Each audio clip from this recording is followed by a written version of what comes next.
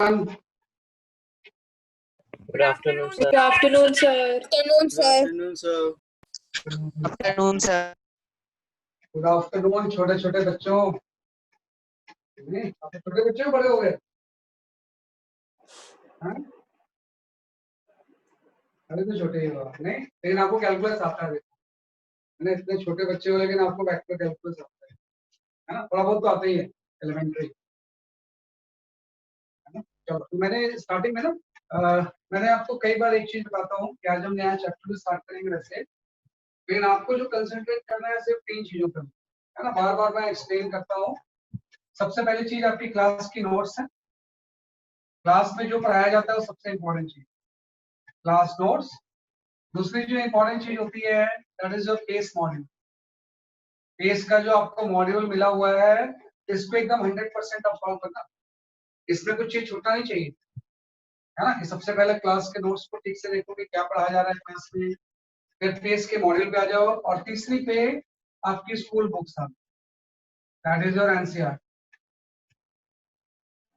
है ना? या कोई दूसरे बोर्ड का है तो उसकी बुक्स है ना? स्कूल में जो भी बुक्स आपकी चलती, स्कूल बुक्स, ये 3 चीजें करनी है, है ना? ये 3 चीजें आपको 100% सॉल्व करनी है ना? इसके बाद ही आपके 4th पॉइंट पे आ जाएगा कि कोई भी अगर आपको इसमें डाउट्स होता है तो उसको आप पूछो, याद है ना? डाउट क्लास होती है तो किसी के रिगार्डिंग क्लास नोट्स में डाउट्स है, पेज के मॉड्यूल में कोई डाउट्स है, आपको एनसीईआरटी में डाउट्स है, या आपको कोई एनटीएससी के क्वेश्चंस में डाउट्स, है ना? कि इसमें एक 5th आ जाएगा आपका एनटीएससी क्वेश्चन, है ना? इसमें कोई डाउट्स है ना? तो कोई भी डाउट्स होंगे उसको आप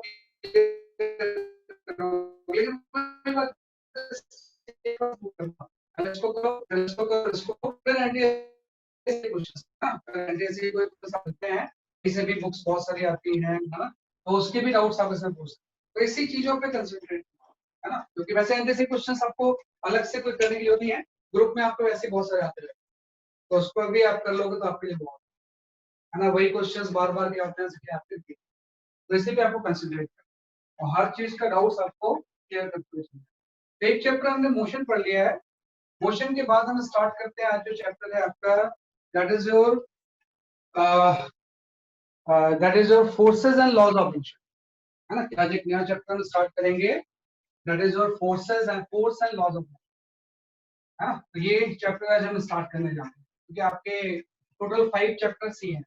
इसके बाद ग्रेविटेशन आ जाएगा, फिर वर्क एनर्जी, फिर साउंड, है ना? बहुत ज्यादा कोई सिलेबस नहीं है ना? तो खत्म करवाने को तो मैं एक महीने में खत्म करवा, लेकिन हम आराम से अच्छे से पढ़ेंगे साइंस, है ना? तो हम यहाँ पे जो नेक्स्ट चैप्टर पढ़ते हैं we study about the force and laws of, है ना? We study about the force and laws of, ये चैप्टर,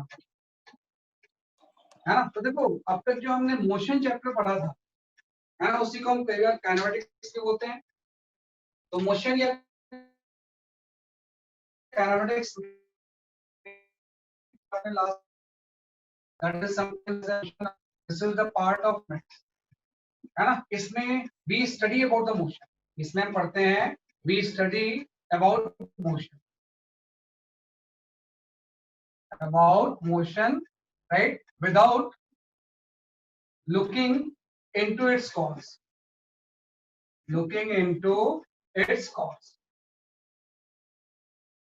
है ना? कि भाई what we study in the motion or kinematics, we study about the motion without looking into its cause।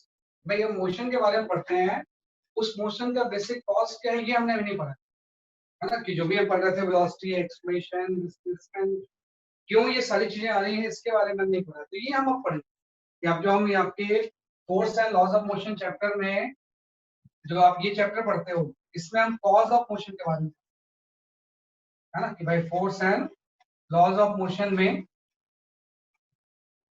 ये जो chapter हम पढ़ते हैं we study about the cause of the motion, we study about cause of motion. भाई कोई भी अगर motion हो रहा है तो उसका बेसिकली कॉज क्या हो, तो फिजिक्स के जिस टॉपिक में हम कॉज ऑफ द मोशन की बात करते हैं उसी को हम बोलते हैं आपका force and laws of motion. Kinematics में we study about the motion without looking into its cause, और force and laws of motion में भी study about the cause of the motion. अब ध्यान रखना कि जो सारे चैप्टर्स हैं आपका काइनेमेटिक्स हो गया, force and laws of motion हो गया, या अगला चैप्टर जो वर्क एंड एनर्जी आएगा, ग्रेविटेशन आएगा, ये सारे आपके मैकेनिक्स के पार्ट होते हैं, है ना। फिजिक्स की ब्रांचिंग अगर किया जाए तो फिजिक्स में एक बड़ी इंपॉर्टेंट चैप्टर आता है, ब्रांच आता है, branch of physics, that is simply known as a mechanics, है ना। ये जो सारे चैप्टर्स हैं, चाहे काइनेमेटिक्स हो, चाहे लॉज ऑफ मोशन हो, वर्क एनर्जी हो, ये एक फिजिक्स के ब्रांच में के अंदर ही सारे आते हैं, उसी को हम बोलते हैं मैकेनिक्स। तो यूजली हम ये सब चीजें पढ़ रहे हैं, इसका मतलब हम पढ़ रहे हैं मैकेनिक्स के बारे में। We are just studying about the mechanics. What we study mechanics, mechanics की डेफिनेशन होती है कि mechanics is branch of physics, branch of physics, right, that deals with, right, force and energy, that deals with force and energy, right, and its effect on the body, its effect on body, है ना। कि जो mechanics है, it's a branch of physics that deals with the force and energy and its effect on the body, है ना। mainly it is based on, पूरी जो mechanics होती है based on Newton's law of motion, Newton's law of motion and gravitation। Excuse me, sir. जो चीज होती है, this is all पूरी मैकेनिक्स होती है, किसके ऊपर बेस्ड होती है? This is based on the Newton's law of motion and gravitation and some conservation principle, and some conservation principle,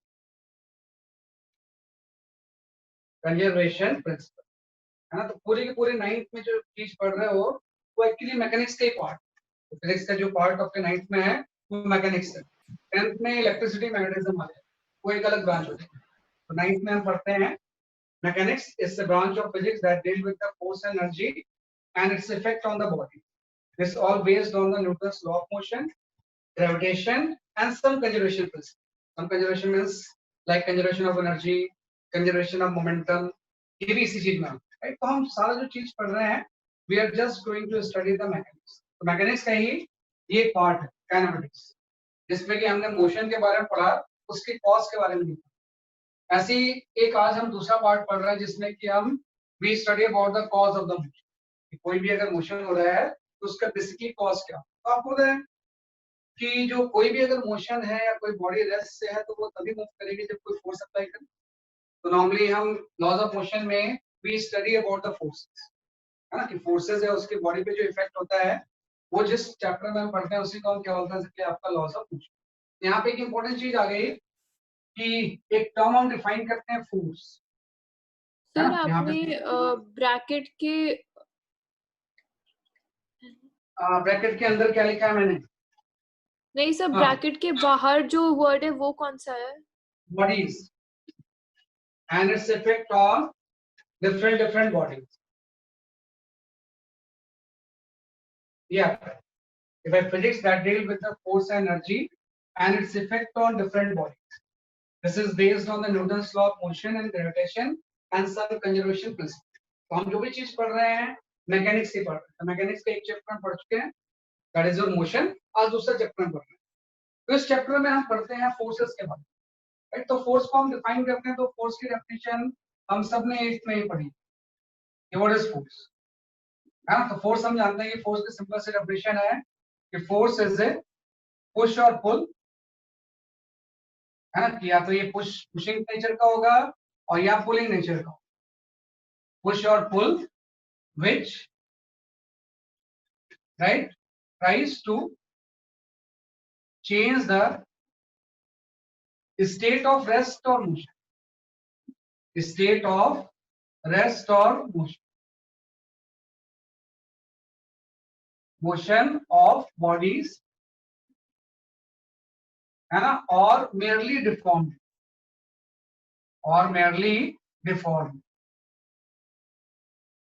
है कि फोर्स एक ऐसा पुश एंड पुल है जो कि किसी बॉडी के स्टेट ऑफ रेस्ट और मोशन को चेंज करता है ना।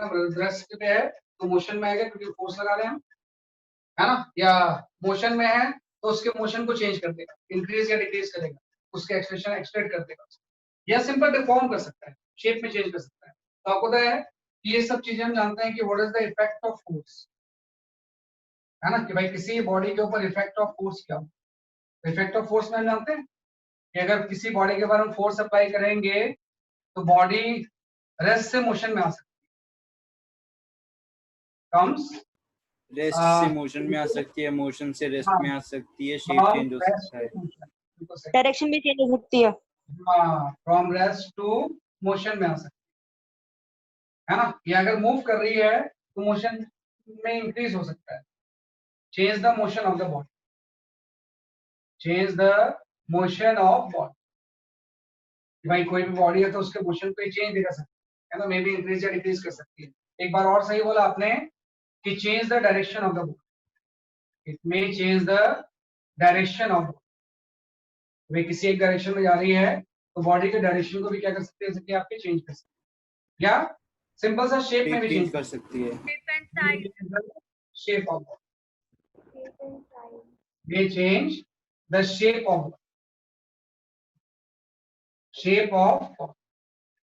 है ना। तो सिंपल चीज है कि रेस्ट से मोशन में आ सकता है, मोशन से रेस्ट में आ सकता है, change the direction of the body, direction of motion भी हो सकता है, जो भी आपका मोशन है उसकी डायरेक्शन को चेंज कर सकता है, राइट। ऑब्वियस बात है कि जो पहले तीन चीजें हैं इसमें एक चीज कॉमन है ना, हम सिंपल से इन तीनों चीजों को एक ही नाम देते हैं कि ये बॉडी को एक्सलेरेट कर सकते है ना। रेस्ट से मोशन में आ रही है मतलब बॉडी एक्सलेरेट हो रही है, मोशन से रेस्ट में आ रही है तो भी बॉडी एक्सलेरेट हो रही है, अगर वेलोसिटी की डायरेक्शन चेंज हो रही है तो भी एक्सलेरेट हो रही है। तो सिंपल सा इफेक्ट ऑफ फोर्स मेनली जो होता है इट में एक्सलेरेट द बॉडी,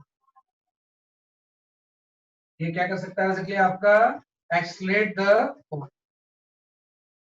है ना, कि कोई भी बॉडी है उसको ये एक्सलेरेट कर सकती है ना, रेस्ट से मोशन ला सकती है, मोशन से किसमें ला सकती है, जैसे कि आपकी रेस्ट। और ऑब्वियस बात है कि जब भी हम ये वर्ड सारे यूज कर रहे हैं तो ये सारे जो फोर्सेस हैं ये unbalance force, otherwise forces balance भी हो सकते हैं, भाई कभी फोर्सेस बैलेंस होते हैं, कभी फोर्सेस क्या होगा, जैसे कि आपके अनबैलेंस। तो अगर किसी बॉडी पे कोई अनबैलेंस फोर्स लग रहा है तो वो एक्सलेरेट हो जाता है ना, अगर बैलेंस फोर्स हो रहा है तो रेस्ट पे रहेगा, अगर अनबैलेंस फोर्स लग रहा है तो बॉडी क्या होता है, जैसे कि आपका एक्सलेरेट, राइट। तो जस्ट हमने फोर्स को डिफाइन किया है ना, कि फोर्स की बेसिक डेफिनेशन आपकी क्या है। अब हम आते हैं कि भाई what is the fundamental forces of the nature, कि भाई नेचर में कौन कौन से फंडामेंटल फोर्सेस, तो उसके बाद जो नेक्स्ट चीज हम इसमें पढ़ते हैं, we study about the fundamental forces of the nature, है ना, कि भाई नेचर में कौन कौन से फोर्सेस होते हैं, फंडामेंटल फोर्सेस ऑफ नेचर,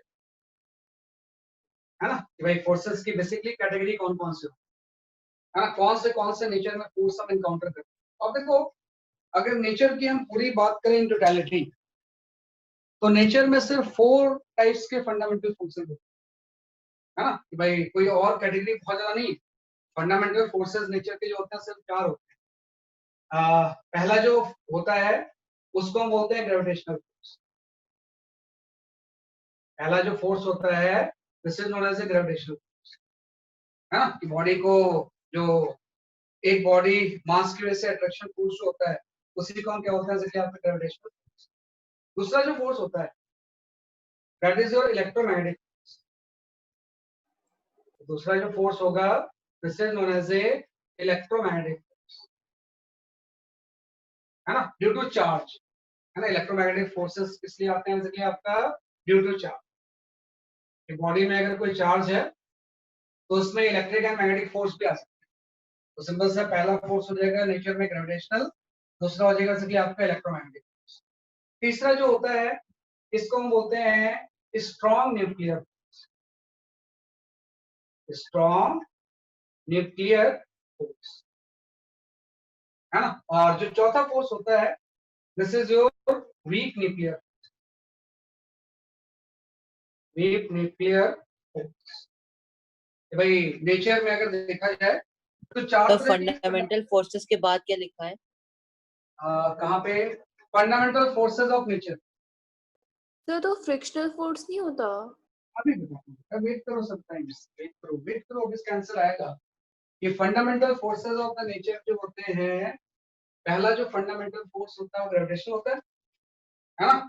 तो ग्रेविटेशनल पुल या पुश, पुल होता है, पुश तो होता नहीं है। दूसरा होता है electromagnetic force due to charge. तीसरा होता है strong nuclear force. Strong nuclear force bind proton in nucleus, bind protons in nucleus. भाई न्यूक्लियस के अंदर आपको पता है प्रोटॉन पे पॉजिटिव चार्ज होता है ना, और पॉजिटिव पॉजिटिव चार्ज के बीच में रिपल्सिव फोर्स होता है, इलेक्ट्रोस्टैटिक नेचर। लेकिन फिर भी प्रोटॉन बाइंड रहते हैं, तो जिस फोर्स की वजह से प्रोटॉन न्यूक्लियस में बाइंड होते हैं उसी को हम बोलते हैं इसलिए आपका स्ट्रॉन्ग न्यूक्लियर फोर्स। और जो ये वीक न्यूक्लियर फोर्स है, it cos beta D. Week nuclear force की वजह से किसी भी सिस्टम में क्या होता है, इसलिए आपका बीटा डिके होता है ना, जो रेडियो एक्टिव डिके होता है। रेडियो एक्टिव डिके हम के बारे में हम थोड़ा बहुत जानते हैं, रेडिएशंस जो होते हैं, अल्फा डिके, बीटा डिके। तो जिस फोर्स की वजह से बीटा डिके होता है वो फोर्स कौन सा होता है, इसलिए आपका वीक न्यूक्लियर फोर्स। और सर वीक न्यूक्लियर फोर्स दोबारा बता दोगे? देखो जो स्ट्रॉन्ग न्यूक्लियर फोर्स है, it bind protons in nucleus. तो क्या पता प्रोटॉन दोनों में पॉजिटिव चार्ज है ना, तो पॉजिटिव चार्ज तो रिपेल होकर अलग हो जाएंगे, लेकिन फिर भी न्यूक्लियस में बाइंड प्रोटॉन रहते हैं ना। तो जो फोर्स इसको अट्रैक्ट करके रखता है उसी को हम बोलते हैं स्ट्रॉन्ग न्यूक्लियर। एक ये भी स्पेशल फोर्स है week nuclear force, it cos beta D.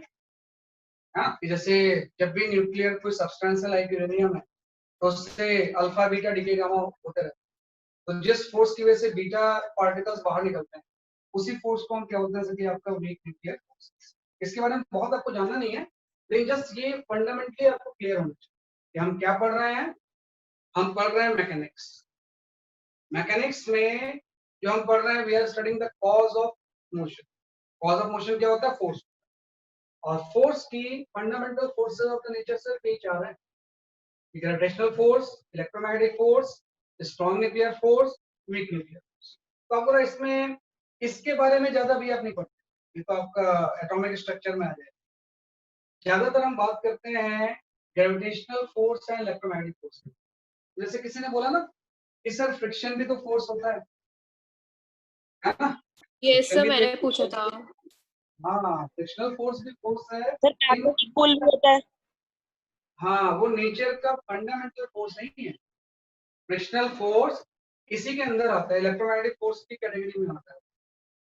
जो फ्रिक्शनल फोर्स है ना, वो किसके अंदर आएगा, जैसे आपके इलेक्ट्रोमैग्नेटिक फोर्स की होता है ना। कैसे होता है वो बहुत कॉम्प्लेक्स थ्योरी है, लेकिन आप जानोगे कि फ्रिक्शनल फोर्स फंडामेंटल जहां से ओरिजिन हो रहा है उसका नेचर कैसा होता है, जिसमें आपका इलेक्ट्रोमैग्नेटिक फोर्स है।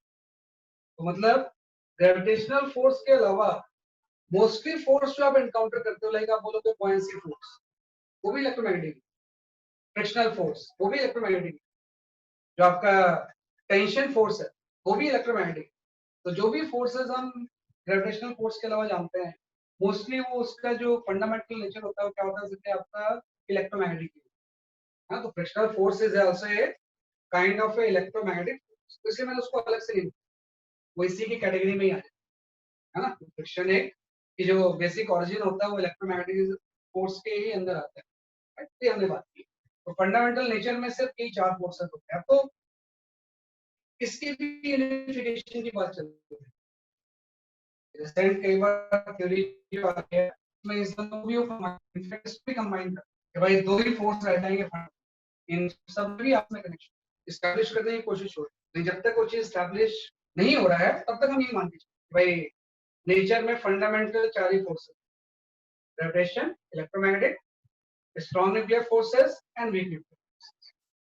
इन फोर्सेस में कुछ जो होते हैं वो कॉन्टैक्ट फोर्सेस होते हैं और कुछ non contact forces. Fundamental forces of nature में ही कुछ फोर्सेस जो होंगे वो कॉन्टैक्ट होंगे और कुछ फोर्सेस जो होंगे वो नॉन कॉन्टैक्ट है ना। कि भाई फोर्सेस को हम इस तरह से भी कैटेगराइज कर सकते हैं।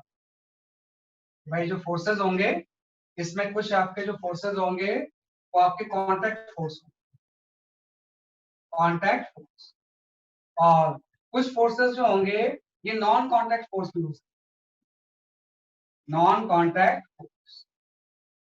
तो आपको पता है कॉन्टैक्ट फोर्स जैसे आपने जो एग्जांपल लिया फ्रिक्शन है ना, कि भाई जो फ्रिक्शन है it's a kind of contact force. दो बॉडी के बीच में कॉन्टैक्ट आएगा तभी तो फ्रिक्शनल फोर्स जनरेट होगा। दूसरा आ जाएगा So आपका normal. muscular force.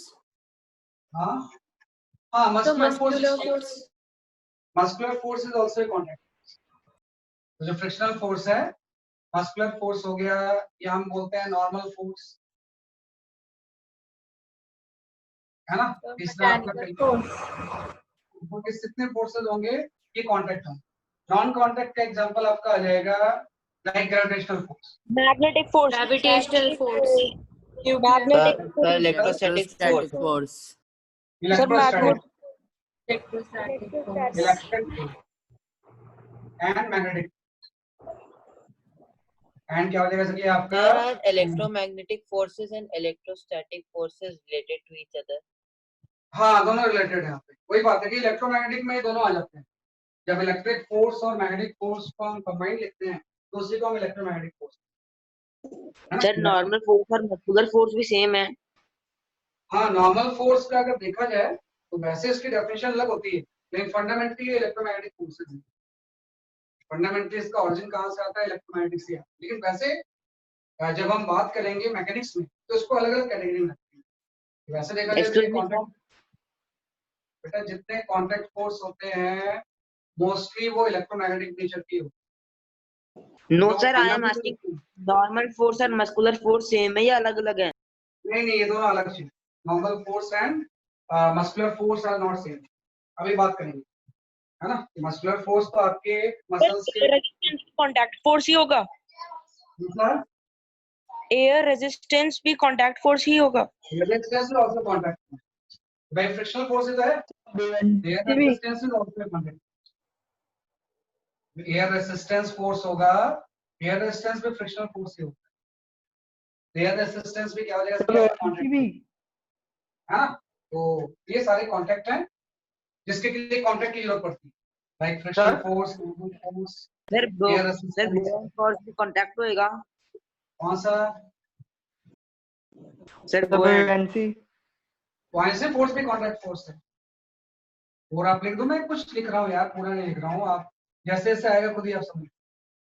Vice force is also a contact, है ना। वाइसे फोर्स भी बिना कांटेक्ट के नहीं हो सकता। लेकिन ग्रेविटेशनल फोर्स के लिए किसी कांटेक्ट की जरूरत नहीं। आपको पता है कि दो मासेस अगर इस तरह से रखे हुए हैं m1 एंड m2, तो इनके बीच में सेपरेशन भी अगर होगा तो भी ये फोर्स एक्ट कर सकता है। लाइक दो चार्ज रखे हुए हैं, इसके बीच में अगर सेपरेशन भी होगा तो भी इसके बीच में फोर्स एक्ट कर सकता है। कांटेक्ट जरूरत नहीं। जैसे दो मैग्नेट हैं, मैग्नेट के बीच में फोर्स जो लग सकता है, तो भी सारे जो फोर्सेस होंगे ये कौन से होंगे, नॉन कांटेक्ट फोर्स।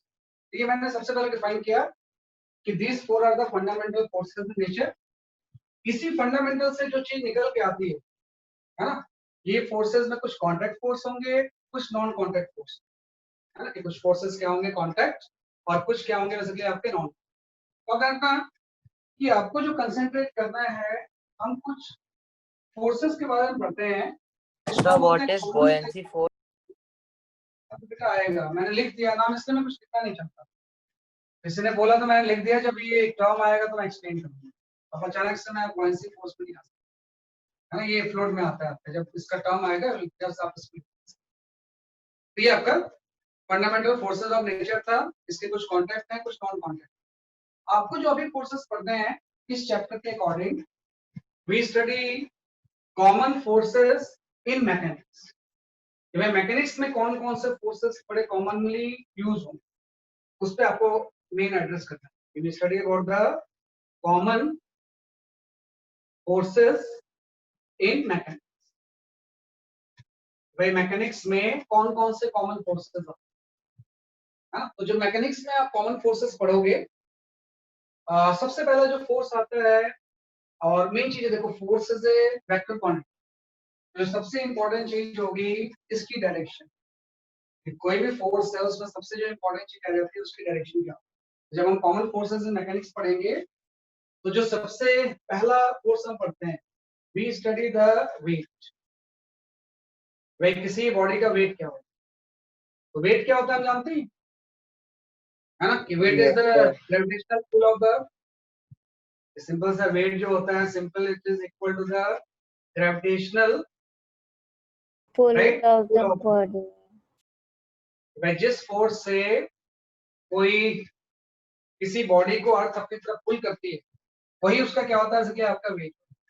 लाइक मैं अगर सर आपको आपने बोलूं ये सेकंड साइड ये क्या लिखा है, common forces of common forces in mechanics, okay sir. Common forces in mechanics, जब हम मैकेनिक्स पढ़ रहे हैं, क्योंकि मैंने बोला कि आप पूरा जो 9th में पढ़ रहे हो ना फिजिक्स, ये सारी मैकेनिक्स के अंदर आप चैप्टर का नाम अलग अलग चेंज कर सकते हो, लेकिन जो ब्रांच ऑफ फिजिक्स आप पढ़ रहे हो, 9th में मैकेनिक्स पढ़ते हैं, 10th में इलेक्ट्रोमैग्नेटिज्म पढ़ते हैं, we are studying the mechanics. तो पहला फोर्स आ जाएगा weight, weight is the gravitational pull of the, आपको पता है वेट को जब भी आप लिखोगे W, तो इससे वेक्टर कौन है, W के ऊपर आप एक वेक्टर साइन लगा दोगे ऐसे, और वेट की वैल्यू जो होगी वो mg होगी, है ना, इसमें आपका m हो जाएगा मास, है ना, किसी भी मास बॉडी का मास होगा, और g is the acceleration due to तो किसी बॉडी का अगर m मास है, तो उसका जो वेट होगा वो क्या हो जाएगा, जैसे कि आपका mg होगा।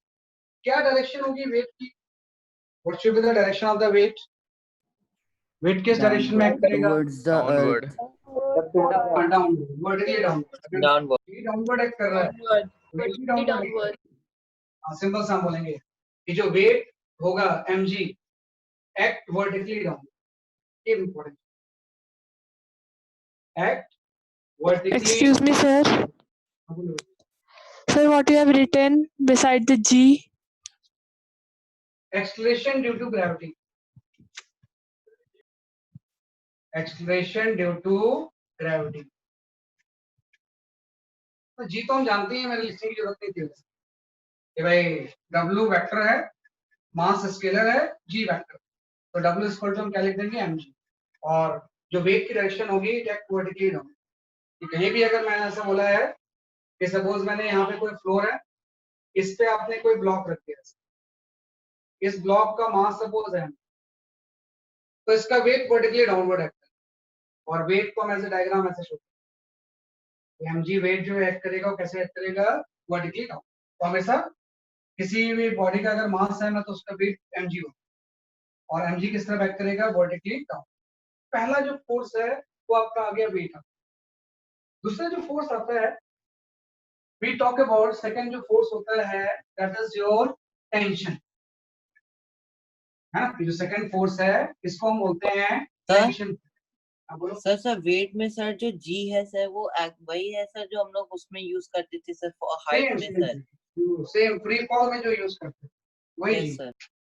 फ्री फॉल में जो आप यूज करते थे वही चीज, ये अलग चीज नहीं, फ्री फॉल एक्सप्रेशन जी की वैल्यू 9.8 यूज करते हैं, वही चीज है ना, कोई अलग चीज नहीं। तो वेट आ गया, इसके वही बात है कि उस टाइम हम जी के ऑरिजिन के बारे में बात नहीं करते थे, अब मैंने ऑरिजिन के बारे में बात की ना, जी अर्थ के ग्रेविटेशनल पुल की वजह से जनरेट होता है, क्योंकि इसमें कॉज के बारे में पढ़ा।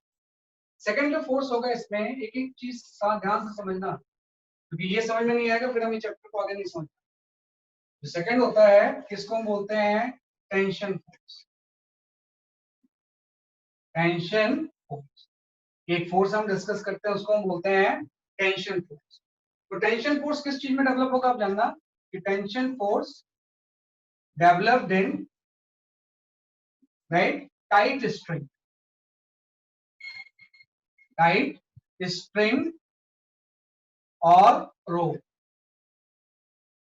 कोई भी टाइट स्ट्रिंग या रोप होगी तो उसमें एक फोर्स डेवलप हो जाएगा, उसी को हम क्या बोलते हैं, इसलिए आपका टेंशन फोर्स, है ना। जैसे मैंने बोला कि यहां से मैंने क्या किया, रोप से एक इस तरह से स्ट्रिंग लिया, स्ट्रिंग से कोई ब्लॉक हैंग कर, है ना, तो आपको ये जो स्ट्रिंग होगी या रोप जो होगी ये टाइट हो जाएगी ना, तो जब ये टाइट होगी तो उसमें क्या डेवलप हो जाएगा, आपका टेंशन। सर टेंशन फोर्स से आगे क्या लिखा है? सब तो Sir, क्लियर है can you आपको ना? please repeat? बेटा आप लोग ना अपने जगह से ना वो वाईफाई को जरा चेक करो प्लीज, है ना, थोड़ा सा उसको थोड़ा सा अच्छा रखो, क्योंकि आपका ऑनलाइन क्लास होने वाली है ना, तो उसको थोड़ा सा मॉडिफाई करना है, तो मेरे एंड से कोई गड़बड़ नहीं होती है, वो आपके एंड से पता नहीं चलता क्या, तो उसको थोड़ा सा ठीक करो। यहाँ पे आने तो टेंशन फोर्स जो होगा, tension force developed in tight string और रोप। कोई भी स्ट्रिंग को अगर हम खींच के रखें या टाइट होगी तो उसमें क्या डेवलप होता है, जैसे आपका टेंशन ध्यान रखना। जो टेंशन फोर्स है इसको हम T से शो करते हैं। कोई भी अगर टेंशन फोर्स है तो इसके लिए सिंबल जो हम यूज करेंगे वो T यूज करेंगे। जैसे आपने वेट के लिए W इसके, टेंशन के आप क्या यूज करोगे, जैसे कि आपका T। और ध्यान रखना मेन चीज है इसकी डायरेक्शन। जो टेंशन फोर्स है उसकी डायरेक्शन क्या होगी, हम यहाँ पे लिखेंगे tension is a right pulling kind of force, pulling kind of force. भाई फोर्स पुश या पुल दोनों हो सकता है ना, तो टेंशन से पुल चीजों को हम कर सकते हैं। Pulling kind of force act along the string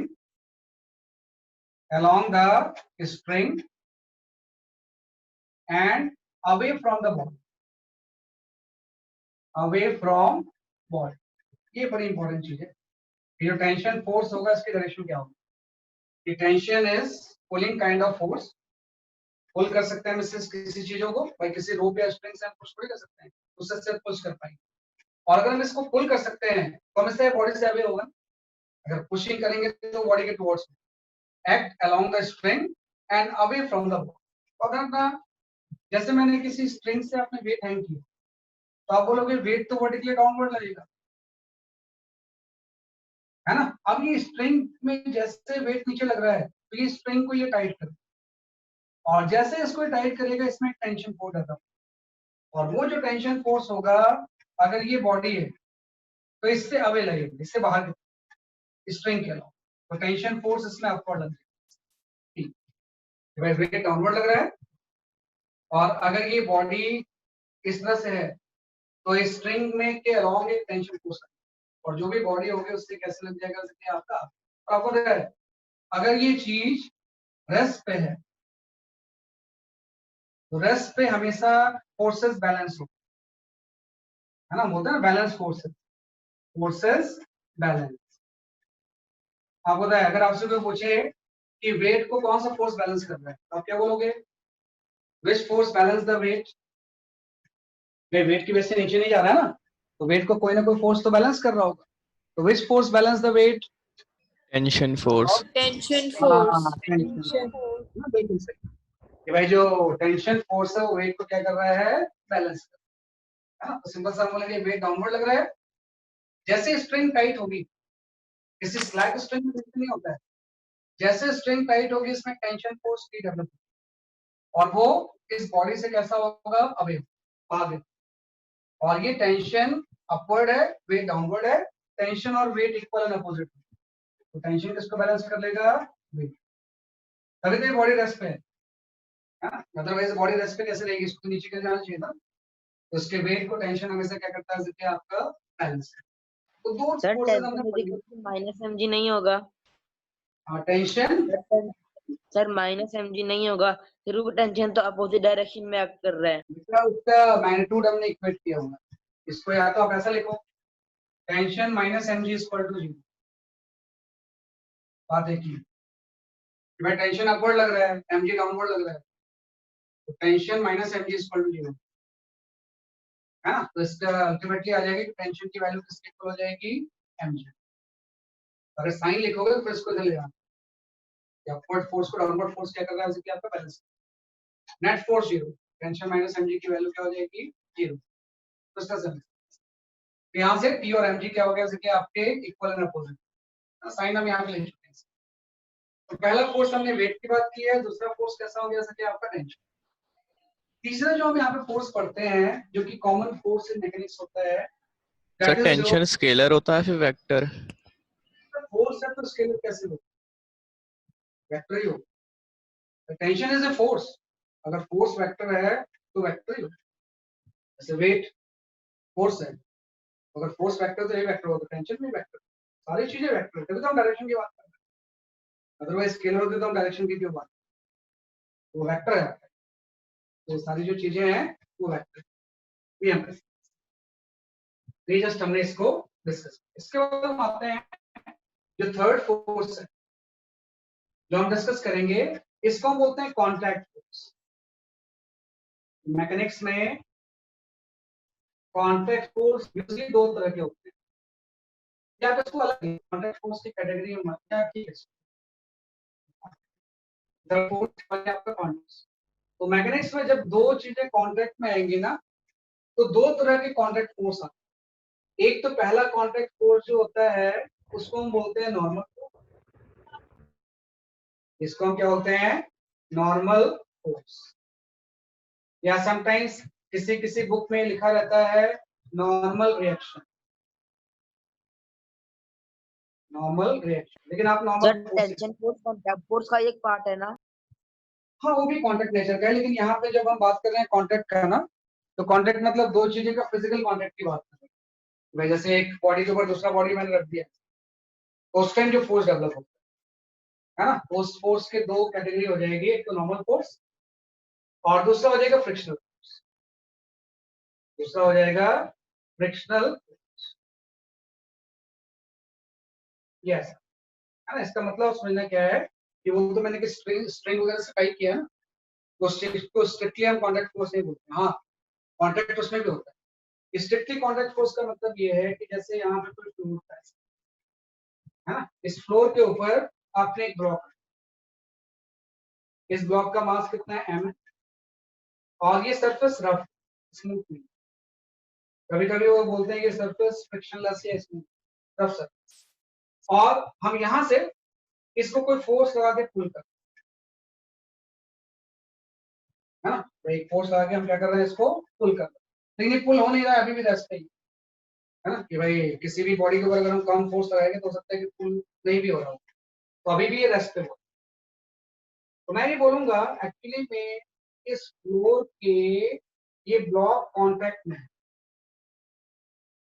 तो जब ये फ्लोर के ब्लॉक कोई कॉन्टैक्ट में होगा तो दो तरह की कॉन्टैक्ट फोर्स सेट करेंगे। एक तो नॉर्मल फोर्स होगा और दूसरा क्या हो जाएगा, frictional force. Normal force contact force का वर्टिकल कंपोनेंट, वर्टिकल कंपोनेंट, है ना, कि कॉन्टैक्ट फोर्स का जो वर्टिकल कंपोनेंट होता है उसको हम क्या होता है, नॉर्मल फोर्स।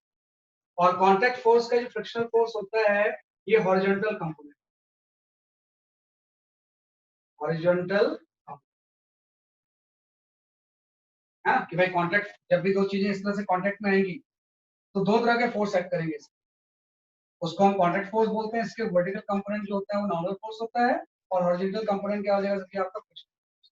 तो जो नॉर्मल फोर्स होता है इसको हम एन से डिनोट करते हैं। अब मेन चीज आगे की जो नॉर्मल फोर्स होगी उसकी डायरेक्शन क्या होगी, भाई इसके बीच में एक नॉर्मल फोर्स एक्ट करेगा, है ना, उसकी डायरेक्शन क्या होगी। अगर ना कि जैसे tension is a pulling kind of force, लेकिन जो नॉर्मल फोर्स होता है वो पुशिंग नेचर का है ना, कि जो नॉर्मल फोर्स है it's a pushing kind of force. Normal force is pushing type. जो नॉर्मल फोर्स है वो पुशिंग नेचर का है ना, कि normal force is pushing type, act perpendicular to contact surface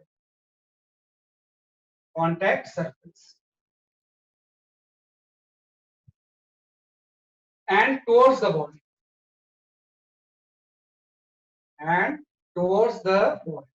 इसको समझ में नहीं आया तो मेरे से पूछ लेना।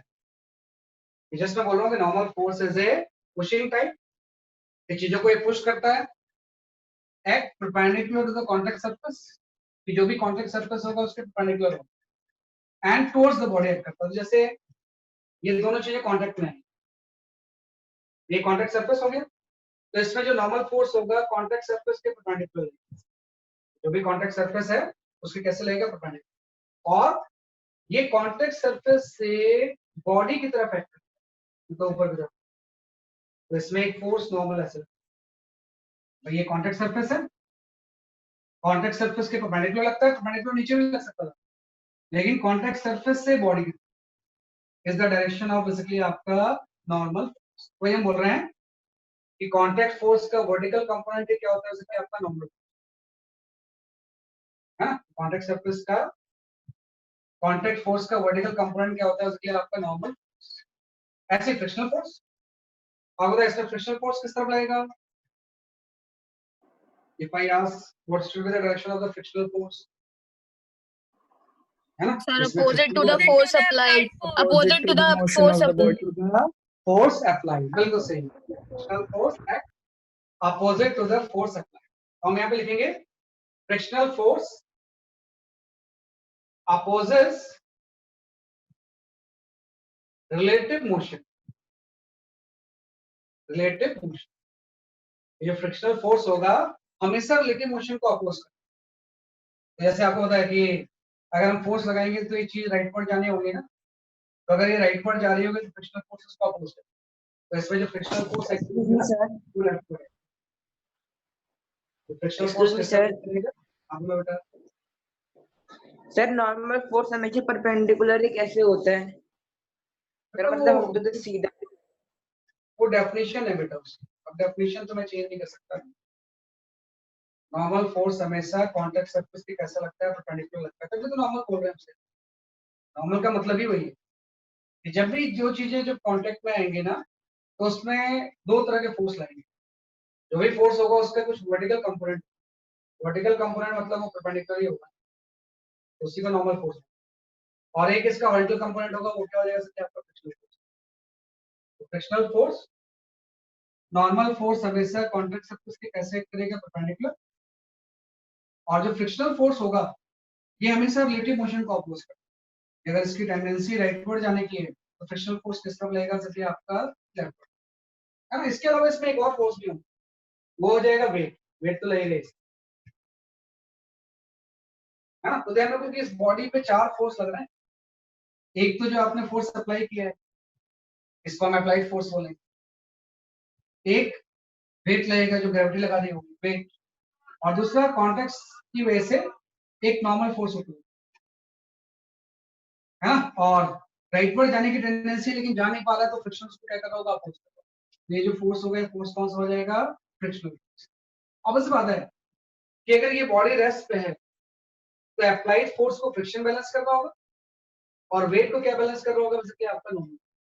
जैसे यहाँ पे वेट को कैसे बैलेंस कर रहा है, जैसे कि आपका टेंशन।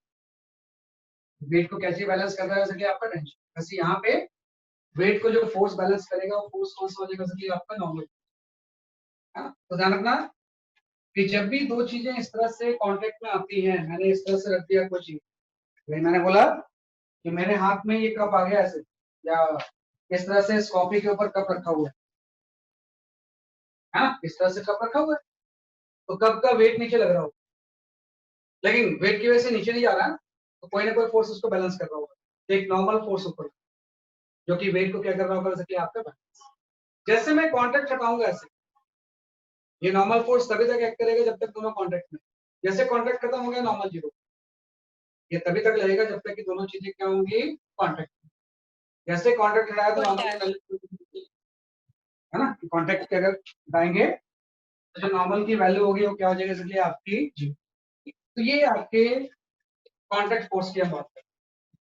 कांटेक्ट फोर्स का वर्टिकल कंपोनेंट नॉर्मल होता है, कांटेक्ट फोर्स का हॉरिजॉन्टल कंपोनेंट क्या होता है, जैसे आपका फ्रिक्शन, है ना। उसके अलावा बाकी जो फोर्सेस होंगे, मतलब ये हो गया। आप थोड़ा ध्यान रखना, कई बार हम इसको इस तरह से फिर लिख लेते हैं।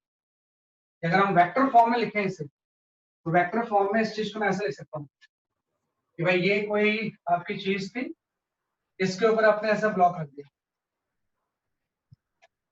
है ना। ये सरफेस रफ है, अगर स्मूथ रहता तो फ्रिक्शनल फोर्स नहीं लगता। आपने कोई फोर्स अप्लाई किया, एक तो आपका वेट लग गया, एक इसके ऊपर लग गया नॉर्मल फोर्स, और एक लग गया इसके ऊपर फ्रिक्शनल फोर्स, है ना। स्मॉल एफ जो है ना, ये फ्रिक्शनल फोर्स, ये जो स्मॉल एफ है ये क्या है, जैसे कि आपका फ्रिक्शनल फोर्स। तो हम ये बोलेंगे ना कि कांटेक्ट में दो फोर्सेस है, एक तो वर्टिकल है, एक हॉरिजॉन्टल। तो इसका जो रिजल्टेंट होगा ये टोटल कांटेक्ट फोर्स और एफ का जो रिजल्टेंट होगा इसको हम आर वेक्टर बोलते हैं। ये आपका, तो जो आर वेक्टर है this is total contact force. इसको हम बोलते हैं टोटल कॉन्टैक्ट फोर्स, है ना। और अगर आर का मैं मैग्नीट्यूड निकालूं तो जो आर का मैग्नीट्यूड होगा ये अंडर रूट ऑफ ये हो जाए फ्रिक्शन स्क्वायर प्लस नॉर्मल। ये हमने वेक्टर पढ़ा हुआ है। अगर ये नॉर्मल और फ्रिक्शन परपेंडिकुलर है तो उसका रिजल्टेंट आर जो होगा इसकी वैल्यू स्क्वायर करके अंडर रूट करके आते हैं, है ना। रिजल्टेंट जो वेक्टर हम इस तरह से क्या करते हैं, तो हम उसको ऐसे ही बोल सकते हैं कि नॉर्मल एंड फ्रिक्शन का कॉन्टैक्ट फोर्स रिजल्टेंट है या कॉन्टैक्ट फोर्स की दोनों कंपोनेंट। यार अगर कॉन्टैक्ट फोर्स है तो कॉन्टैक्ट फोर्स का वर्टिकल कंपोनेंट क्या होता है, नॉर्मल, और कॉन्टैक्ट का हॉरिजॉन्टल कंपोनेंट क्या होता है, जैसे आपका फ्रिक्शन। तो कॉन्टैक्ट में जब भी कोई बॉडी आएगी तो दो फोर्स है, इस तरह से हम इसको। तो ये चार तरह के फोर्सेस हमने पढ़े, weight, tension, normal, friction. Excuse me sir, sir normal force gravity की वजह से ही है ना? नहीं नहीं, ग्रेविटी की वजह से नहीं, अलग है। सर ग्रेविटी जीरो हो जाएगी तो भी एक्ट करेगा? ग्रेविटी जीरो होगी तो देखो मेरी बात नहीं समझा। हाँ ग्रेविटी जीरो होगी तो भी एक्ट कर सकता है नॉर्मल फोर्स। इस केस में नहीं करेगा लेकिन किस दूसरे केस में कर सकता है ना। आप ऐसा सोचो कि आप इस तरह सोचो, इसे ग्रेविटी नहीं भी होगी तो भी नॉर्मल फोर्स पे एक्ट कर सकता है, तो इलेक्ट्रोमैग्नेटिक। जैसे मैंने बोला ये वॉल है कोई, ये वॉल का कॉर्नर है ना, इस पे हमने ऐसा कोई ब्लॉक रख दिया। तो आपको पता है कि वॉल के कॉर्नर में जैसे मैं ब्लॉक रखूंगा और यहाँ से मैंने अगर कोई फोर्स अप्लाई कर तो इसमें दो नॉर्मल लाइन, एक तो नॉर्मल इस कॉन्टैक्ट का होगा N1 और एक नॉर्मल इस कॉन्टैक्ट है ना। ये आपका वेट लग रहा है तो ये N1 वेट को बैलेंस कर रहा है। अगर हम वेट जीरो कर दें तो N1 जीरो हो जाएंगे, लेकिन ये जो नॉर्मल N2 लग रहा है इसको तो वेट से कोई मतलब नहीं, N2 तो रहेगा। सर जो अप्लाइड फोर्स है वो नॉर्मल नहीं हो सकता, नॉर्मल फोर्स? वही बात है, अप्लाइड फोर्स को नॉर्मल बैलेंस कर, हम ये वर्ड यूज करते हैं। हम ये नहीं बोल सकते कि अप्लाइड फोर्स नॉर्मल फोर्स तो जब किसी चीज के कोई चीज कांटेक्ट में आती तब। अप्लाइड फोर्स को हम नॉर्मल की कैटेगरी में नहीं लाते, हालांकि वो भी एक क्वांटिटी वैसे ही जनरेट है, स्ट्रिक्टली हम उसको नॉर्मल फोर्स की कैटेगरी में नहीं आते हैं। जब सरफेस कांटेक्ट में होते हैं, आप समझ लेना, इस तरह से जब दो सरफेस कांटेक्ट में होंगे ना तो हम नॉर्मल बात करते हैं। इस तरह से दो सरफेस कांटेक्ट, तो हमेशा ग्रेविटेशनल नहीं होता है। नॉर्मल फोर्स जो है electromagnetic force, like frictional. Fundamental nature इसका क्या है कि आपका electromagnetic, like friction. Applied force में भी हालांकि वो देखा जाए स्ट्रिक्टली तो नॉर्मल जैसा ही है, तो उसको भी नॉर्मल फोर्स आप बोल सकते हैं। जैसे आप फिंगर से पुश करोगे अगर कांटेक्ट ही तो लग रहा है, वो भी नॉर्मल नेचर का ही सही, वो भी नॉर्मल की कैटेगरी में। तो जब भी कोई चीज कांटेक्ट में आएंगी तो नॉर्मल फोर्स है। तो ये फोर फोर्सेस आ गए जो कॉमनली मैकेनिक्स में आएंगे, वेट, टेंशन, नॉर्मल, फ्रिक्शन। एक फोर्स और होता है जो कि कॉमनली हम मैकेनिक्स में क्या करेंगे, यूज, उसको भी बताते हैं।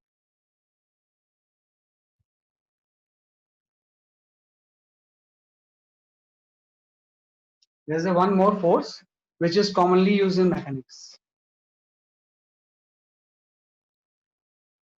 हाँ, ऋषित पांडे डाउनवर्ड एक्ट कर सकता है, नॉर्मल फोर्स डाउनवर्ड है। वो तो बॉडी की तरफ लगेगा, अगर बॉडी नीचे होगी तो डाउनवर्ड लगेगा, है ना। नॉर्मल फोर्स डाउनवर्ड भी एक्ट कर सकता है। इस केस में बॉडी ऊपर रखी हुई है, तो जो नॉर्मल फोर्स है वो कॉन्टैक्ट सरफेस से बॉडी की तरफ लग रहा है। अगर मैं ऐसा कर दूं कि ये कोई रूफ है,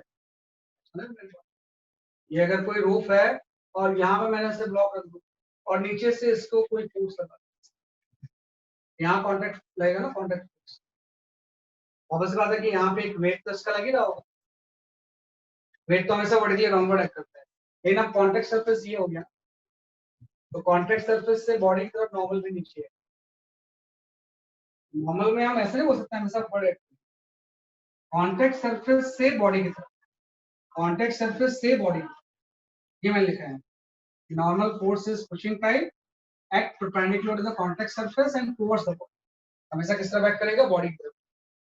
तो अगर बॉडी ऐसे रखी है तो नॉर्मल ऊपर, अगर किसी रूप से ऐसे मैंने टिका के रखा हुआ है तो normal downward. Different different case में डिफरेंट डायरेक्शन में नॉर्मल फोर्स क्या करेगा। ये हो गया फोर्थ फोर्स। ऐसे आ जाता है। ये थोड़ा सा रेयर नेचर ऑफ फोर्स है। That is the fifth kind of जो फोर्स होगा ना, that is known as a spring force. इसको बोलते हैं स्प्रिंग, है ना, स्प्रिंग फोर्स। एक दूसरा फोर्स आ गया, इसको हम बोलते हैं जैसे आपके स्प्रिंग फोर्स। तो सिंपल सा spring force act in A elongated or compressed spring.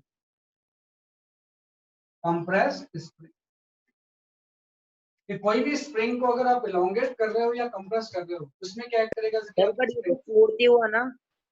हाँ सर ये तो फोर्थ हुआ ना? हाँ फोर्थ लिख लो, कॉन्टेक्ट का हमने 2 ले लिया ना। Spring force act in elongated और compressed spring, है ना। अब देखना स्प्रिंग फोर्स की वैल्यू क्या होती है। जैसे आपने बोला वेट mg होता है, मास इनटू जी। वैसे जो स्प्रिंग फोर्स होता है ना F, अगर मैं स्प्रिंग फोर्स की बात करूं तो F की वैल्यू जो होती है वो होती है -kx। स्प्रिंग फोर्स जो होता है वो किसके इक्वल होता है? -kx। इसमें x जो होगा दिस इज इलोंगेशन, या हम लिख लेंगे डिस्प्लेसमेंट, और जो k होता है this is a constant, it is known as a spring constant. ये आपको दिया होता है कि हर स्प्रिंग का स्प्रिंग कांस्टेंट क्या होगा? अलग अलग। तो spring force equal to -kx होता है। x हो जाएगा डिस्प्लेसमेंट सर और स्प्रिंग k फोर्स को कैपिटल What is करते spring हैं। constant? Sir, what is spring spring constant constant? Sir spring force को कैपिटल लेटर डिनोट करते हैं। क्या बोलते हैं?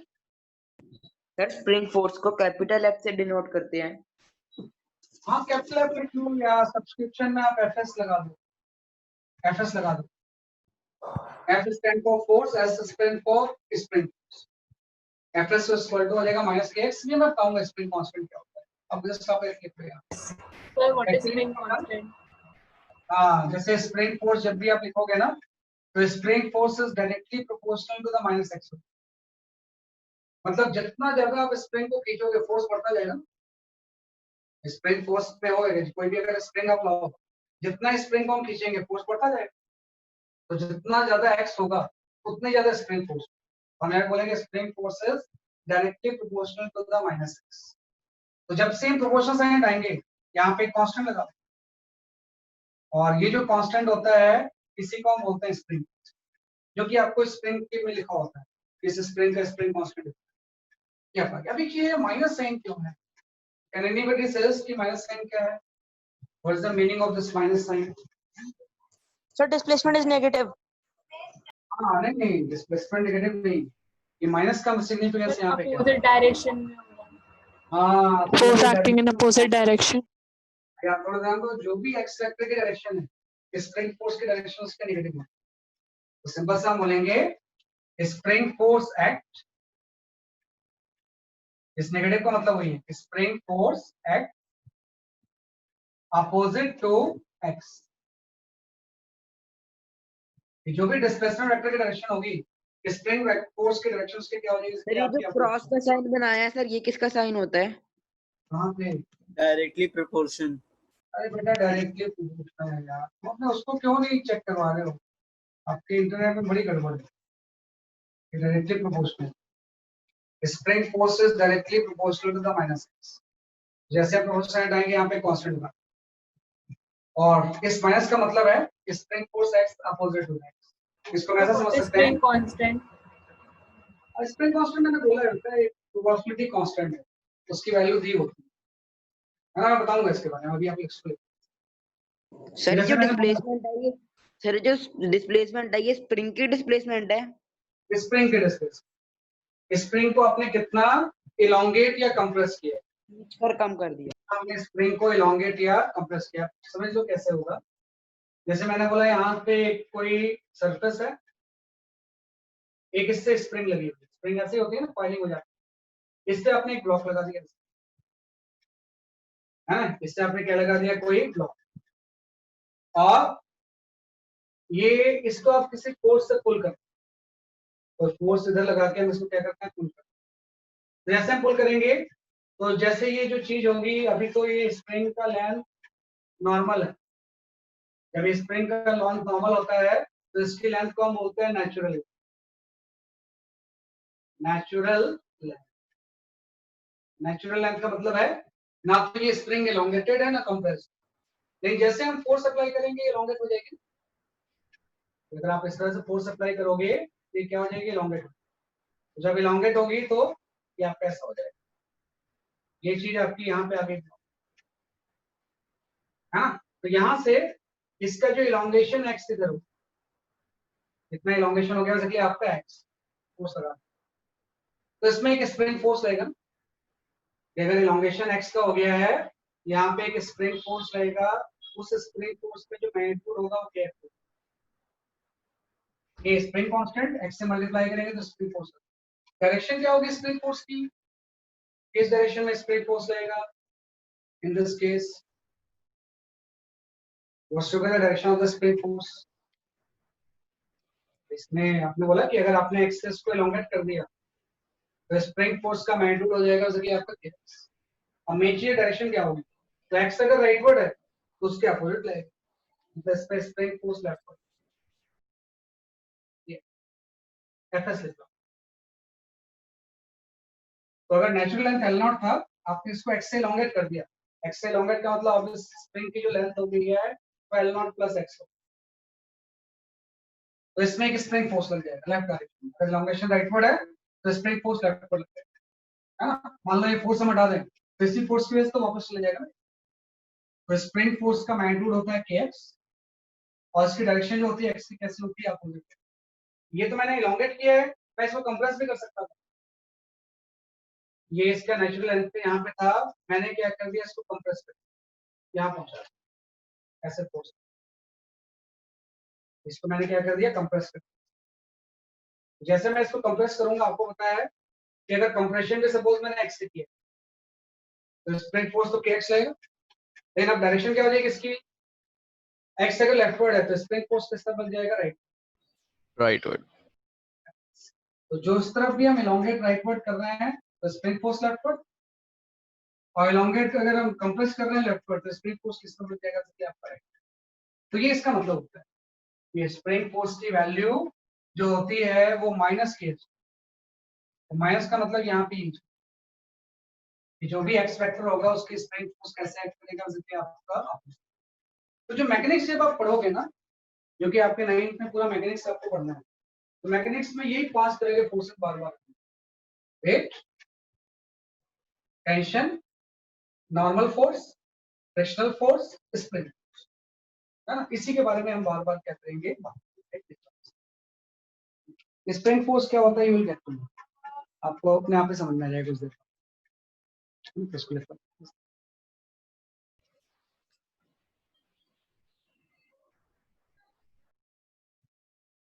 है ना, यही चीज पूरी नॉलेज चाहिए, ऐसा नहीं कि हमने बोल दिया फोर्स क्या होता है, पुश एंड पुल है, try to change the state of rest, उसके अलावा भी बहुत सारी चीज। मैंने बोला फंडामेंटल फोर्सेस जो है वो सब सारी होती है, इसमें भी आपको पता है स्प्रिंग फोर्स फंडामेंटल नहीं है, ये इलेक्ट्रोमैग्नेटिक का एक पार्ट, टेंशन, नॉर्मल, फ्रिक्शन सब इलेक्ट्रोमैग्नेटिक फोर्स। वेट के अलावा, वेट ग्रेविटेशनल है, वेट के अलावा जितने फोर्स आप एनकाउंटर करते हैं सारे इलेक्ट्रोमैग्नेटिक फोर्स की कनेक्टिविटी। उसका ऑरिजिन बड़ा कॉम्प्लेक्स है कि चार्ज से कैसे ऑरिजिन हुआ है, लेकिन कैटेगरी उसकी इलेक्ट्रोमैग्नेटिक फोर्स, ये सारे इलेक्ट्रोमैग्नेटिक फंडामेंटल। लेकिन हम इसको एज ए सेपरेट, इसको हम एज ए सेपरेट एंटिटी की तरह क्या करेंगे, जैसे आपका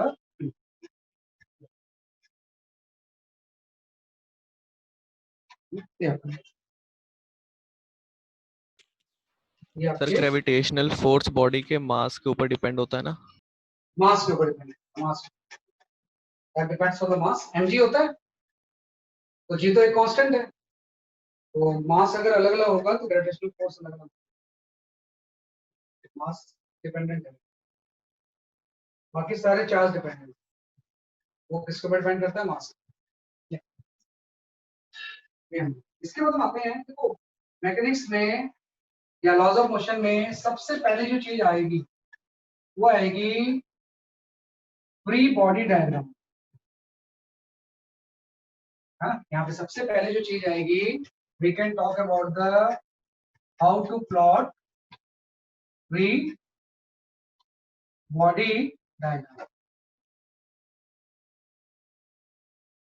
है ना। इसी को शॉर्ट में हम बोलते हैं कि पहला स्टेप होता है पूरे मैकेनिक्स पढ़ने का, पहला स्टेप होता है फ्री बॉडी डायग्राम। और फ्री बॉडी डायग्राम क्या होता है?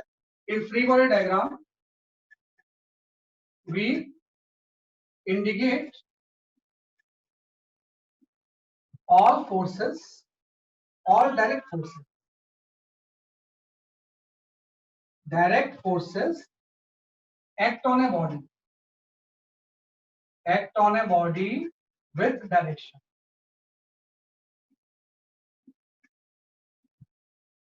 ये होता है free body. In free body diagram indicate all direct forces act on a body with direction.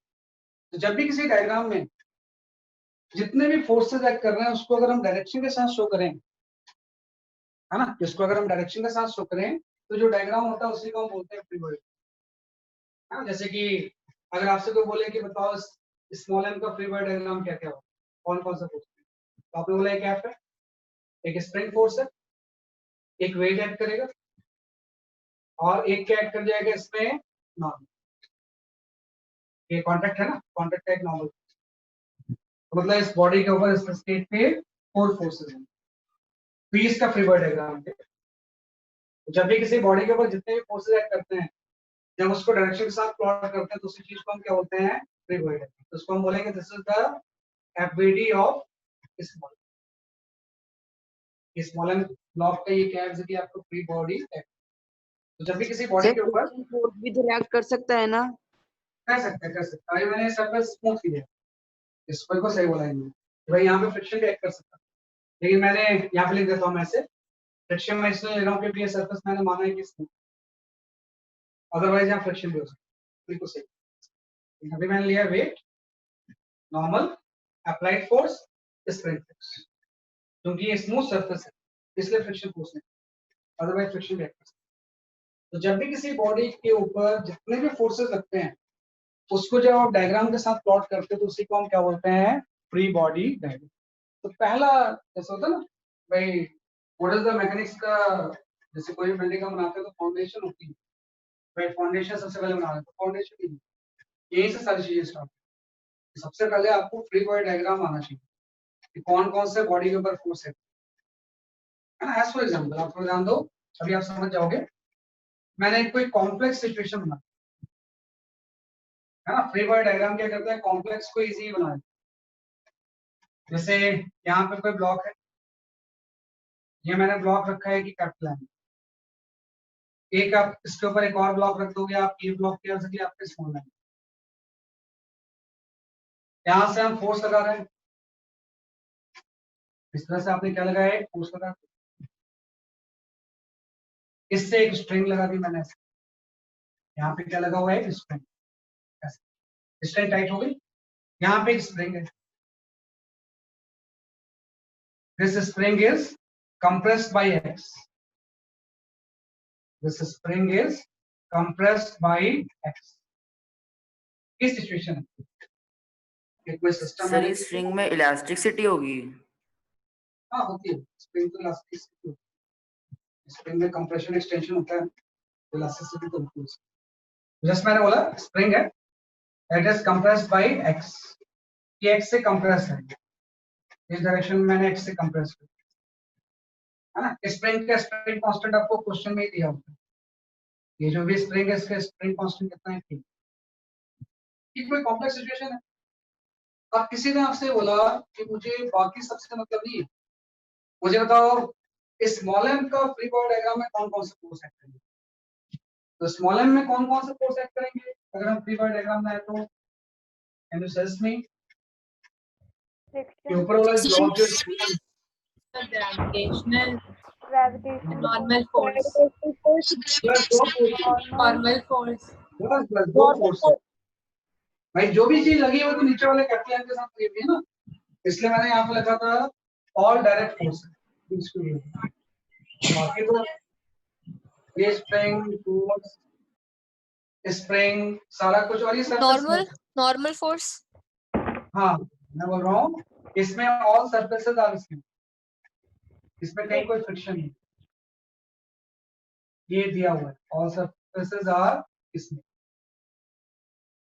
अगर कोई आपसे पूछे कि स्मॉल एम का फ्री बॉडी डायग्राम प्लॉट करो, तो आप स्मॉल एम को यहाँ अलग से बना, उस सिस्टम से फ्री करके अलग बना लेते हैं, इसलिए फ्री बॉडी डायग्राम तो उसको आप फ्री करके यहाँ बना लिया स्मॉल एम। अब इस स्मॉल एम में सिर्फ दो फोर्स एक्ट करेंगे, एक तो वेट और एक यहाँ पे ऊपर की तरफ, और कोई फोर्स नहीं है ना कि भाई बाकी सब चीज तो नीचे लगी है ना। इसको अगर हम देखें तो इसका अपना वेट होगा ही, और ये जो कांटेक्ट है इस कांटेक्ट का एक नॉर्मल फोर्स ऊपर है, दो फोर्स रहेंगे वेट एंड एंगल। अब मैं बोलूंगा नहीं आप फ्री बॉडी डायग्राम बनाओ कैपिटल एम, कैपिटल एम में तो बहुत सारे फोर्स है, अगर मैं इस कैपिटल एम का बनाऊं तो इसमें बहुत सारे फोर्स है। एक तो इसका वेट आ गया कैपिटल एम जी, Normal. दूसरा ये applied force, there is two normal, इसमें टू नॉर्मल है, एक तो यहाँ वाला इस फ्लोर के साथ N2, और एक ये ऊपर वाला नीचे की तरफ है। समझे भाई, यहाँ पे अगर कॉन्ट्रैक्ट है तो अगर ये कॉन्ट्रैक्ट है जब स्मॉल एम को कंसीडर करोगे तो नॉर्मल ऊपर लगेगा, जब कैपिटल एम को कंसीडर करेंगे तो नॉर्मल नीचे लगेगा। लेकिन एक कॉन्ट्रैक्ट यहाँ भी तो है, यहाँ पे नॉर्मल पता लग जाएगा एक N2। सो टेंशन, हाँ टेंशन, वह स्ट्रेन लगी है उससे एक टेंशन लग जाएगा, टेंशन अभी लगता है। Spring force. Spring force right side की तरफ, Spring left compressed right side, right side की तरफ, right side. Spring force right side लग जाएगा, उसकी वैल्यू क्या रहेगी kx। अगर x से कंप्रेस्ड है तो spring force, this is the free body diagram of capital, this is the free body diagram of small m, this is the free body diagram of capital. Sir frictional force भी तो लगेगा। मैंने यहाँ पे बोला ना all surfaces are smooth, smooth का मतलब फ्रिक्शनलेस हो, तो कहीं कोई फ्रिक्शन नहीं है। अगर फ्रिक्शन होता तो वो भी लग सकता, अगर फ्रिक्शन होता तो वो भी लग सकता। तो ये फ्री बॉडी डायग्राम होता है। अब देखो एकदम एग्जैक्ट आपने बनाया, ये सारे फोर्स आपने बनाए हैं एग्जैक्ट डायरेक्शन में। जब आप ऐसा करते हो तो इसी को हम क्या बोलते हैं, फ्री बॉडी डायग्राम। तो जब भी कोई सिचुएशन आए पहला स्टेप आपका ये कि आप फ्री बॉडी डायग्राम, हम क्या बनाते हैं जैसे कि आपका फ्री बॉडी डायग्राम।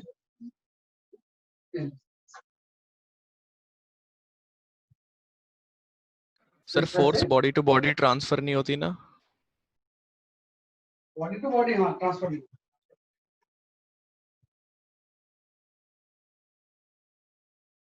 तो उसके इफेक्ट दूसरे के ऊपर लगता है, लेकिन वैसे डायरेक्ट हम नहीं करते। जैसे इसके वेट का इफेक्ट इसके ऊपर लग रहा है N1 के ट्रांसफर, इसका वेट का इसके ऊपर इफेक्ट आ रहा है ना, उसके ऊपर रखा हुआ है तो N1 वही तो है इफेक्ट, लेकिन हम इसके वेट को यहाँ नहीं बना सर ना, इस वेट का इसके ऊपर इफेक्ट। हमेशा फ्री बॉडी डायग्राम आपको प्लॉट करने आना चाहिए। जैसे मैं ये एक मैंने बात की है, अगर मैं आपसे ऐसा सिंपल सा एक क्वेश्चन पूछूं, बहुत सिंपल सा, ये कोई इंक्लाइन प्लेन है, this is a incline plane of some angle theta, this is known as a incline plane. इसके ऊपर एक कोई ब्लॉक रखा हुआ है और ये ब्लॉक रेस्ट पे है ना। अगर रेस्ट पे है तो पॉसिबल बात है यहाँ स्मूथ तो हो ही नहीं सकता, ये सरफेस रफ होगा तभी रेस्ट। अगर स्मूथ होता तो स्लिप करके नीचे हो जाता ना, रेस्ट पे। कौन कौन से फोर्स एक्ट करेंगे इसके ऊपर, इस ब्लॉक के ऊपर, which force will act? Normal. नहीं, हाँ फ्रिक्शन आप मत The बोलो, मैं frictional force. फ्रिक्शनल फोर्स हाँ सही बात है, 3 फोर्स एक्ट करेंगे, वेट, नॉर्मल, फ्रिक्शन। तो वेट की डायरेक्शन क्या होगी? वेट की डायरेक्शन हो जाएगी वर्टिकली डाउनवर्ड, सीधे downward. Downward. Vertically down normal की क्या डायरेक्शन होगी? Perpendicular to contact surface. बिल्कुल, Top inclined left plane के की perpendicular। तरफ. जो आपकी इंक्लाइन प्लेन होगा ना इसके परपेंडिकुलर, तो इसका Top मास left की m है, तरफ. ऐसा लगेगा है ना, रेस्ट पे है यहाँ पे एक नॉर्मल। भाई जो भी कॉन्टेक्ट सरफेस है उसके परपेंडिकुलर, तो इंक्लाइन प्लेन के परपेंडिकुलर लग जाएगा body. And what's your frictional force. Direction of friction? Friction की डायरेक्शन क्या होगी? राइट साइड में। Right side. किसकी सर, Right किसकी side मतलब डायरेक्शन? कैसे? Right word. ऐसे? राइट नहीं, not मतलब इंक्लाइन प्लेन top के right. राइट में। Top right. Top The right. inclined plane के Sir. right से. हाँ, ऐसे Parallel. Yes sir, ऐसे. तीन फोर्स लगे, वेट, नॉर्मल, और इसका स्लिप ये नीचे कर सकता था ना, तो उसको फ्रिक्शन तो रोक रहा है। अगर फ्रिक्शन है तो सर ये नीचे- हमेशा ये ऐसे ही रहता है. क्या? हाँ मतलब फ्रिक्शन फोर्स जो भी कॉन्टेक्ट सरफेस होगा ना, अगर इसकी टेंडेंसी नीचे जाने की है तो उसको अपोज करेगा, तो फ्रिक्शन फोर्स अपवर्ड है।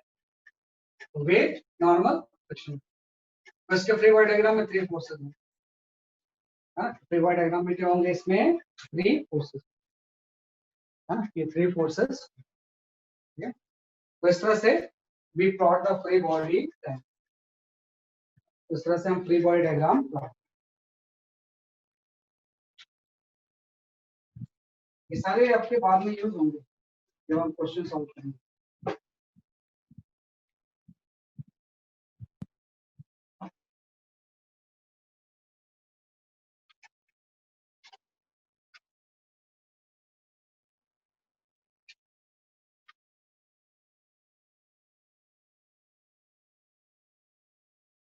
है ना, इस तरह से।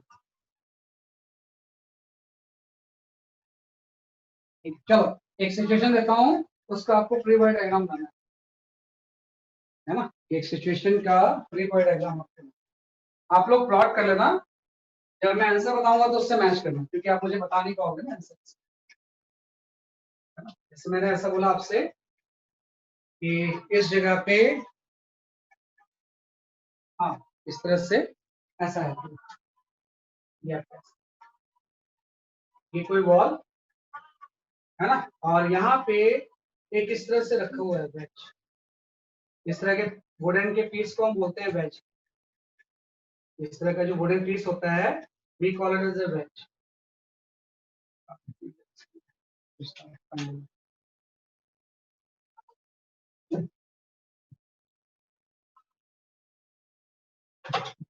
हाँ इस तरह का जो वुडन पीस होता है इसको हम क्या बोलते हैं, वेज। इससे थोड़ा सा बढ़िया डायग्राम है, तो फिर इसमें डायग्राम बहुत अच्छा, तो डायग्राम से आधा क्वेश्चन सॉल्व हो जाएगा।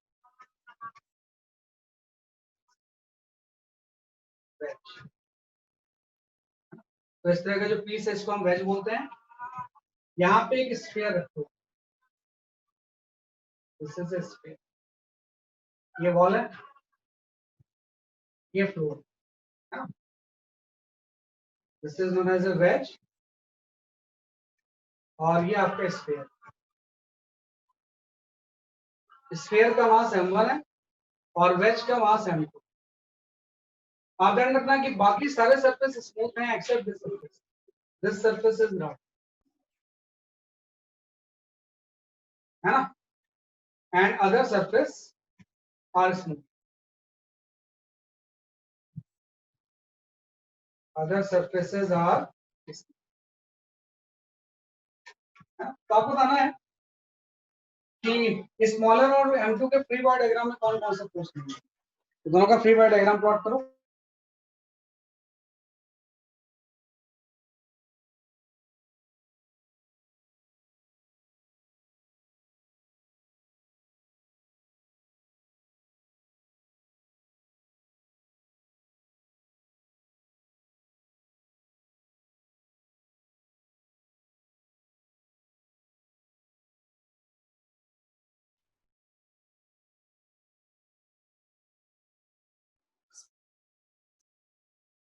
सिर्फ नीचे वाली सरफेस रफ है।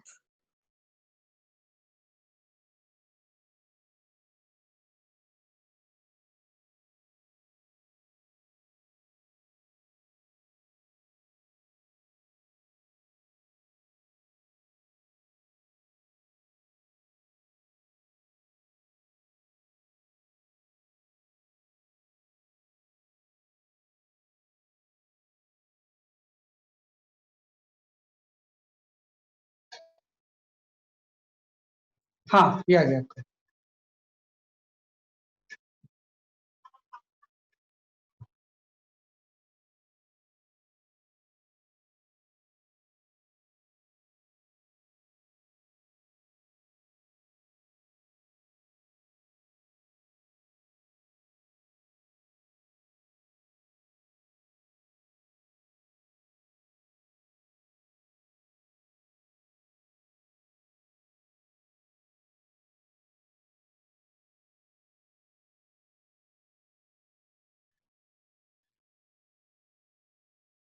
सही। Free body diagram of M1 and M2। Sphere और वेज का फ्री बॉडी डायग्राम में कौन कौन से फोर्स है।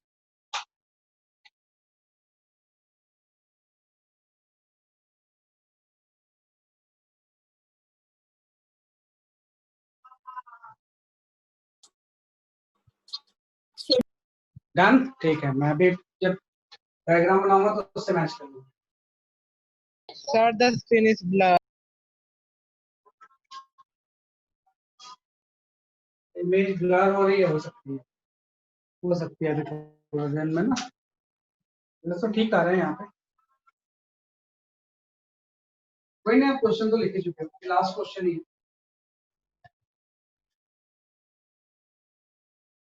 Plot the free body diagram of M1 and